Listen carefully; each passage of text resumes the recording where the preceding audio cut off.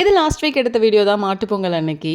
Breakfast முடிச்சுட்டு கையோட வந்துட்டு சாம்பாரும் பண்ணி வச்சிட்டோம் அப்படின்னா ஒரு பெரிய வேலை முடிஞ்சிடும்னு சொல்லிட்டு காயெல்லாம் கட் பண்ணிட்டு இருந்தோம். ஸோ கத்தரிக்காய், உருளைக்கிழங்கு, அதுக்கப்புறமா மாங்காய், அது கூடயே சக்கரவள்ளி கிழங்கு இதெல்லாம் போட்டு மல்டி வெஜிடபிள் போட்டு அப்படியே ஒரு சாம்பார் வச்சுட்டு அன்றைக்கி வந்துட்டு அங்கே விளையாட்டு போட்டிலாம் வந்து பண்ணியிருந்தாங்க. ஸோ பசங்க எல்லாம் நம்ம வீட்டில் இருந்து எல்லாம் கலந்துட்டாங்களா, ஸோ அதனால அதை வேடிக்கை பார்த்துட்டு கொஞ்சம் நேரம் அப்படியே டைம் போச்சு.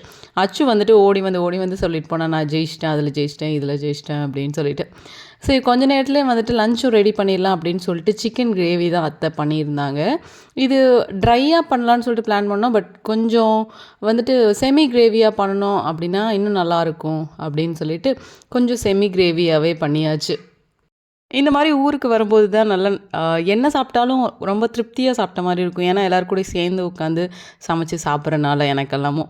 வீட்டில் அச்சுக்கும் ஹஸ்பண்டுக்குமே அப்படி தான் ஃபீல் ஆகும். ஏன்னா நம்ம வீட்டிலலாம் வந்து தனித்தனியாக உட்காந்து சாப்பிட்டுட்ருப்போம். ஒவ்வொருத்தவங்க ஒவ்வொரு டைமிங் மெயின்டைன் பண்ணி ஏதோ பண்ணிகிட்ருப்போம். இப்படி எல்லோரும் சேர்ந்து உட்காந்து சாப்பிட்டா ரொம்பவே நல்லாயிருக்கும். ஊருக்கு போனால் இலை தான் மோஸ்ட்லி யூஸ் பண்ணுவோம். ஏன்னா அங்கே எப்போவுமே இலை கிடச்சிட்டே இருக்கும்.